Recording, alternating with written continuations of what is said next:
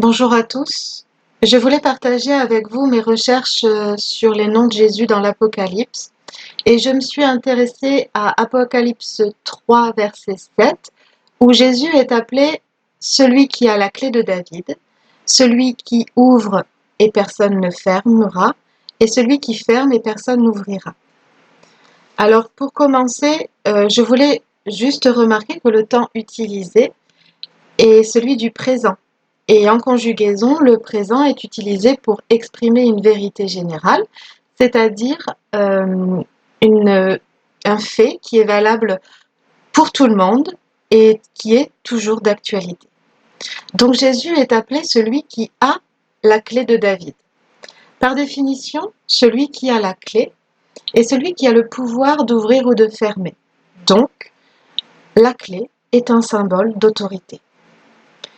Et pour comprendre l'autorité de Jésus, je me suis intéressée à la prophétie d'Ésaïe au chapitre 22, versets 20 à 22.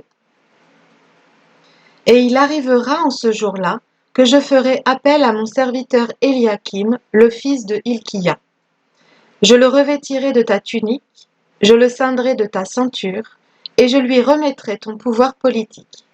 Il sera un père pour les habitants de Jérusalem et le royaume de Juda. Je le chargerai donc de la clé du royaume de David, et quand il ouvrira, nul ne refermera, et quand il fermera, personne n'ouvrira. Ici, Éliakim représente un type de Christ. Il est envoyé auprès de Jérusalem qui est alors assiégée, et nous voyons que pour accomplir sa mission, il est équipé de tous les éléments nécessaires dont il aura besoin. Le parallèle avec Jésus est assez logique. Jésus a été envoyé pour nous, car nous étions environnés et esclaves du péché. Et il est équipé de tous les éléments nécessaires pour accomplir sa mission. Donc d'abord, sa descendance au roi David, qui est attestée et qui lui confère sa légitimité sur le royaume. La généalogie de Jésus est d'ailleurs rappelée plusieurs fois dans les évangiles. Et nous pouvons lire au psaume 132, verset 11, « L'Éternel a juré la vérité à David, il ne reviendra pas sur ce qu'il a promis, je mettrai sur ton trône un fruit de tes entrailles. » L'autre élément, c'est que Jésus a reçu tout pouvoir dans le ciel et sur la terre de son Père céleste. Dieu a lui-même fait entendre sa voix depuis les cieux pour déclarer « Celui-ci est mon Fils bien-aimé ». Dans la prophétie que nous avons lue, le pouvoir de Jésus est matérialisé par le fait qu'il est chargé de la clé du royaume de David. Avec ces arguments, nous voyons bien que Jésus est bien celui qui a la clé de David, car c'est lui qui a la légitimité et l'autorité sur le royaume promis à David. Mais je me suis demandé pourquoi utiliser le terme de clé pour désigner Jésus et pourquoi pas celui de héritier ou sauveur par exemple. Parce que dans les faits, si nous avons besoin d'une clé, c'est que quelque chose est verrouillé. Alors je me suis un petit peu intéressée à l'histoire du verrou. Les villes fortifiées et les palais devaient avoir une porte qui permettait aux habitants logiquement d'aller et venir et qui évitait que les ennemis ne puissent entrer. Pour rendre ces portes imprenables, elles étaient barricadées par des grandes barres de bois ou de fer et qui étaient elles-mêmes cadenassées par des verrous qui pouvaient mesurer jusqu'à 20 cm pour les portes intérieures et jusqu'à 60 cm pour les portes extérieures. En plus, évidemment, le mécanisme était complexe avec des orifices, des chevilles en fer pour le rendre difficile à forcer. La clé devait donc être parfaitement ciselée pour s'insérer et aussi suffisamment lourde pour faire lever l'énorme barre qui entravait la porte. Les clés pouvaient mesurer de 15 à 60 cm de long et elles étaient parfois si lourdes qu'on disait qu'elles constituaient la charge d'un homme. Il me semble que cette histoire illustre bien la mission de réconciliation de Jésus. En effet, nous étions séparés du Père par notre péché et donc cloisonnés dans une forteresse qu'aucune de nos œuvres ne pouvait forcer. Nous étions ennemis de Dieu, nous ne pouvions pas rentrer dans son palais. Jésus a été envoyé avec la clé de la situation, mais il s'est révélé être lui-même la clé. Car c'est lui qui a pris sur lui la charge de nos fautes et c'est son sacrifice qui a fait sauter le verrou et a fait lever la barrière qui nous séparait du Père. Pour quiconque accepte et reçoit cette vérité en son cœur. Jésus est la clé de David, car il est l'accomplissement de la promesse de Dieu faite à David. Il est revêtu de l'autorité incontestable de Dieu. Il a ouvert le chemin du salut et de la réconciliation qui était alors inaccessible aux hommes. Jésus est d'ailleurs appelé celui qui ouvre et personne ne fermera. Dans Apocalypse 3, verset 8, Jésus nous dit qu'il a placé devant nous une porte ouverte que personne ne peut fermer.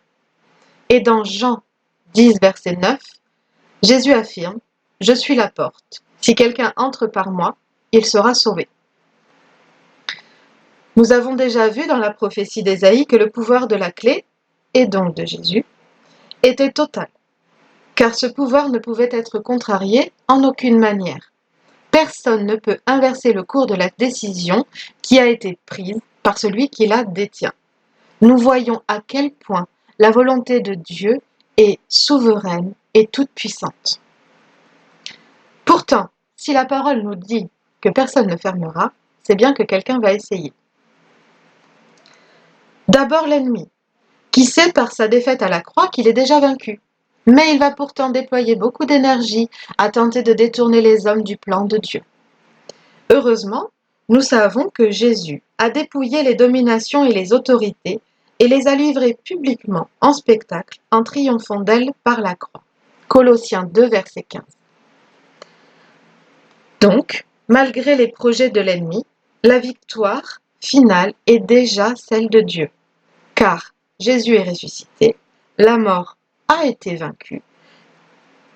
Les brebis qui entendent la voix du Seigneur ne peuvent être dérobées de sa main. C'est la promesse du Père.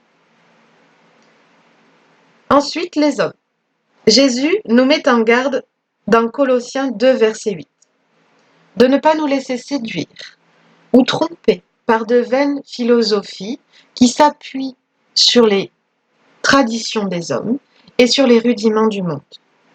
Nous pouvons aussi lire dans Luc chapitre 11 que Jésus réprimande les docteurs de la loi car ils accablent sans cesse les hommes de fardeaux difficiles à porter. Ils ont instauré une religion légaliste et dénuée d'amour. Jésus les accuse d'avoir enlevé la clé de la connaissance, parce qu'ils ne veulent pas croire à la grâce, mais qu'ils veulent s'interposer entre Dieu et les hommes.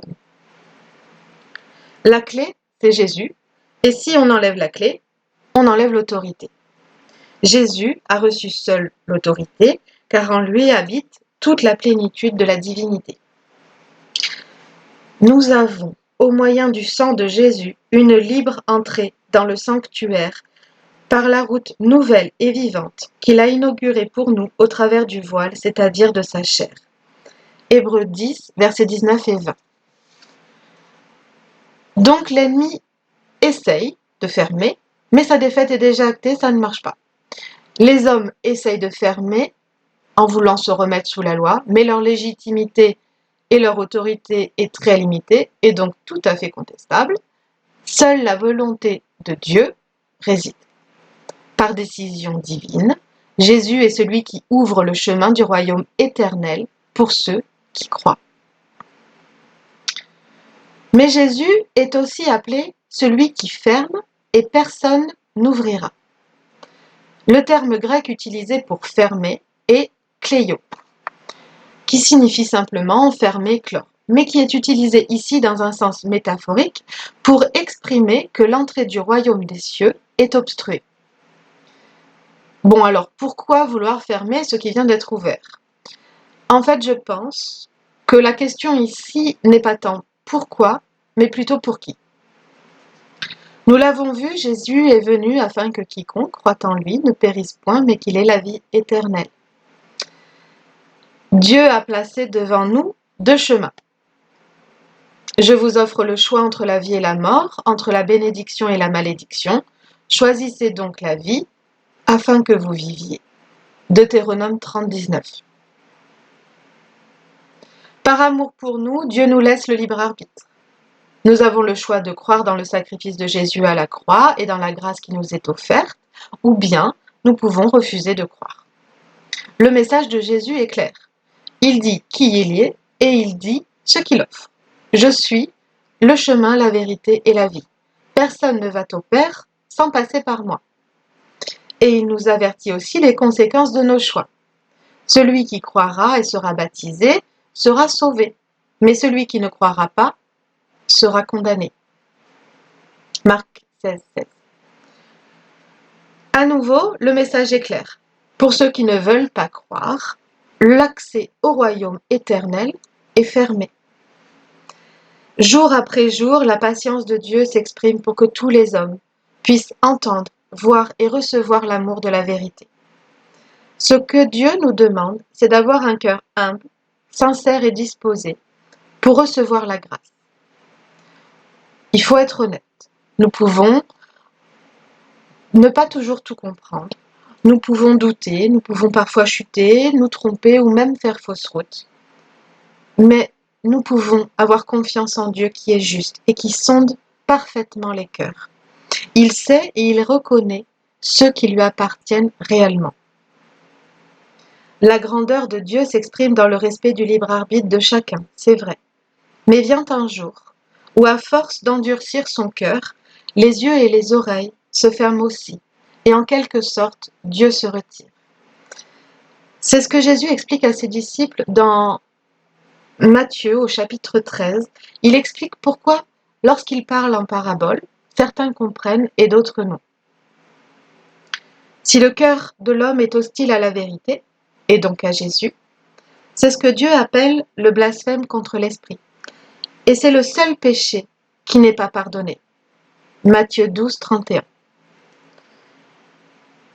Ici, Jésus est donc bien celui qui ferme ou qui bloque l'entrée au royaume des cieux pour ceux qui refusent de croire en lui.